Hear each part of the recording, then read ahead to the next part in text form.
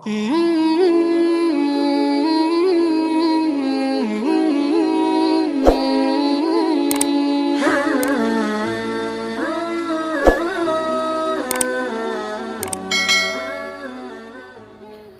soal jawab bersama Ustaz Abdul Somad. 1. Sekarang ekonomi agak kurang baik. Mohon Ustaz kongsikan amalan yang membuka pintu rezeki dan juga berkongsi perkara-perkara yang menutup pintu rezeki. Oh, dia cerita pintu lah. Pintu ada buka, ada tutup. Datanglah seorang yang dililit utang. Ya Rasulullah, aku ni susah, dililit utang. Apa doa yang aku baca? Kata Nabi, minta perlindungan daripada 8. Allahumma inni a'udzubika minal hammi wal hazan wal ajzi wal kasal wal jubni wal bukhl wa dala'id daini wa ghalabatir rijal. Minta daripada 8. Allahumma inni a'udzubika minal hammi, selamatkan aku daripada susah hati, wal hazan, segala kesulitan dan kesulitan.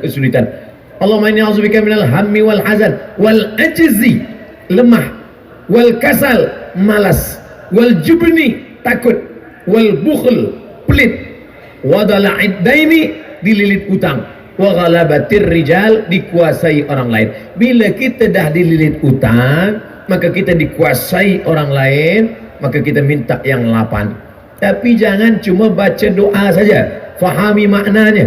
Ustaz, saya dah baca doa ni sebulan, kenapa hutang tak juga terbayar? Awak baca saja, ya, tak kerja. Orang yang berusaha tapi tidak berdoa sombong. Bekerja pagi petang siang malam, tak ada mau berdoa, sombong. Orang yang hanya berdoa tak mau bekerja, pesong. Oleh sebab itu dua-dua mesti kita buat. Tapi kan rezeki sudah dijamin Allah. Betul, ini rezeki dijamin Allah. Ini rezeki saya, air untuk saya, ditakdirkan untuk saya, memang sudah dijamin oleh Allah SWT. Garanti ini punya Abdul Somad, tertulis di Lauhul Mahfuz, Abdul Somad.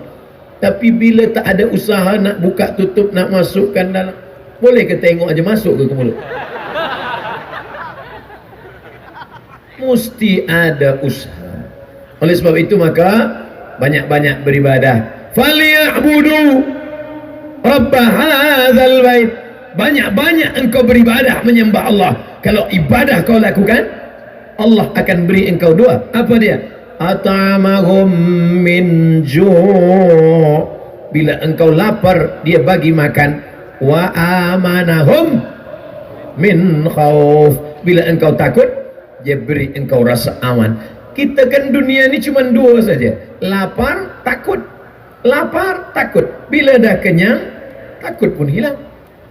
Takut anak tak sekolah, takut bila nanti lepas dia tak kerja, takut nanti kerja dia tak kaya, takut. Hidup ini yang penting cukup saja. Cukup beli kereta, cukup beli rumah, cukup nikah, cukup punya anak, cukup nikah sekali lagi. Cukup. Maksudnya bini dia yang pertama meninggal dunia, jangan nak marah saja. Wa amanahum min khauf, aman daripada segala takut. Tapi syarat dia apa? Falyabudu, banyak-banyak beribadah. Susahkah bagi Allah Subhanahu wa taala untuk mengeluarkan air dari tanah yang kering, batu? Tapi kalau Allah berkehendak, bukan dari tumit engkau air itu keluar, wahai Hajar. Hajar, naik ke Bukit Safa, turun, naik ke Bukit Marwah, tak ada air.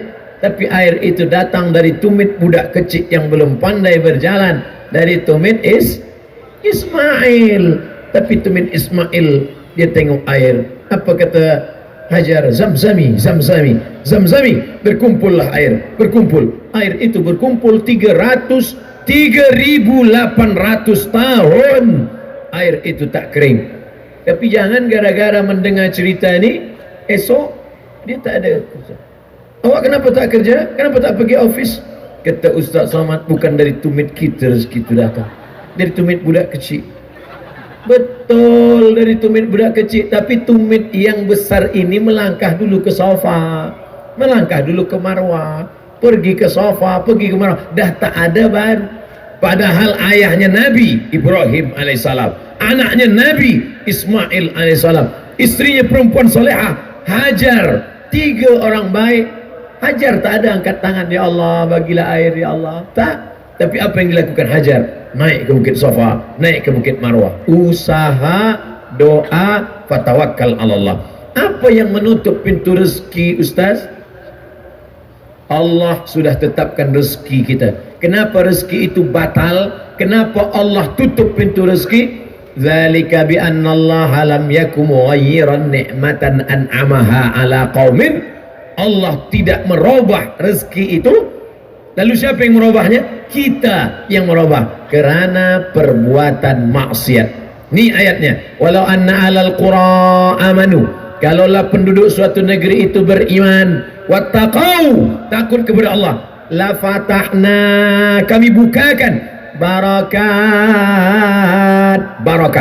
barakatin minas sama, dari langit, wal ard, dari bumi. Walakin kazzabu, manakala mereka dustakan ayat kami, manakala mereka sunyikan masjid kami, manakala mereka biarkan anak-anak yatim kami, akhadnahum, kami cabut. Kenapa Allah cabut barakah? Kerana fadzalikal ladzi yad'ul yatim, membiarkan anak yatim, membiarkan masjid, membiarkan orang susah, maka inilah penyebab pintu-pintu rezeki ditutup oleh Allah Subhanahu wa taala. Wallahu fi aunil abdi, Allah akan sentiasa menolong seorang hamba. Apa syaratnya? Maka al-abdu fi auni akhi, selama hamba itu mahu menolong saudaranya. Engkau sanggup membeli kereta yang mewah, sanggup membeli rumah yang besar, sementara anak yatim fakir miskin tak makan. La yu'minu ahadukum, kamu tidak beriman, tak beriman kata Nabi, hatta yuhibba li akhi, sampai kau sayang kepada saudaramu seiman, ma yuhibbu li nafsi, sama seperti sayang pada diri sendiri. 2. Ustaz, sekiranya saya ingin membuat persediaan kedatangan Dajjal, yaitu dengan menyediakan bekalan air dan makanan yang banyak. Oh, dia dah siap-siap dah. Bila Dajjal datang, saya dah siapkan ini rumah di bawah tanah, ada air, ada makanan. Adakah bekalan ini lenyap dan hilang apa Dajjal muncul? Dajjal boleh tunjuk langit, ya sama imtiri, turunkan hujan. Ya ardi umbuti, wahai tanaman tumbuhkan, tumbuh. Dajjal tunjuk pada mayit, orang mati, ya mayit qum, tegak, mayit tegak berdiri. Bila suruh langit hujan, suruh bumi tumbuh tanaman, suruh mayat tegak berdiri, susahkah bagi Dajjal untuk berkata, hai yang siapkan makanan bawah tanah, hilang. Makanan yang kau simpan hilang, handphone bawah hilang, hilang. Dajjal punya kerja, sebab dia nak tunjuk kafir.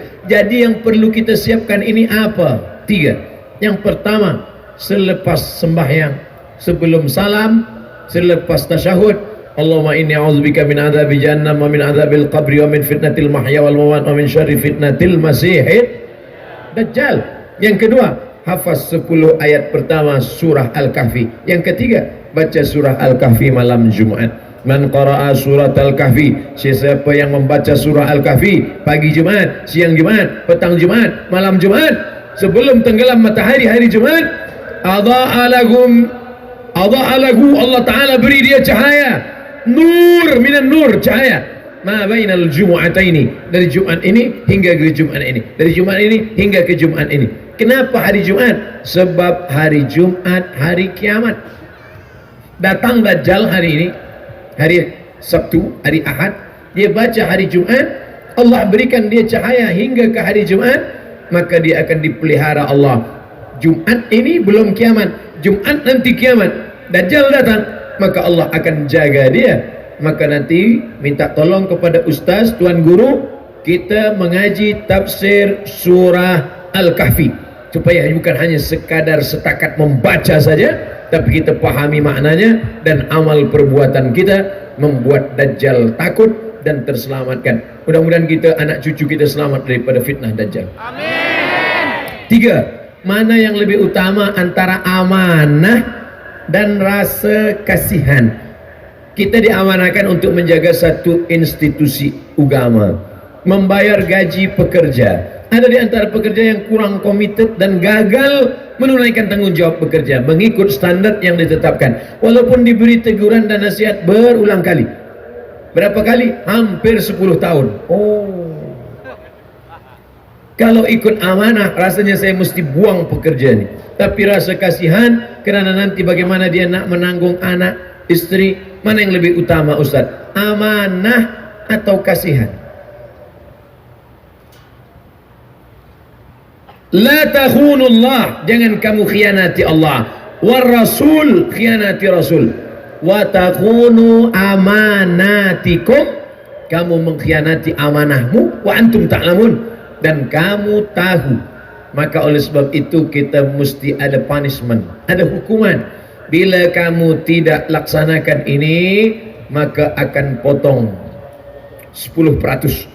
Bila 2 kali, 20%. Bila 3 kali, dalam Islam pun ada hukuman. As-sariqu, pencuri lelaki, was-sariqatu, pencuri perempuan, faqta'u aydiyahuma, potong tangannya. Ada hukuman.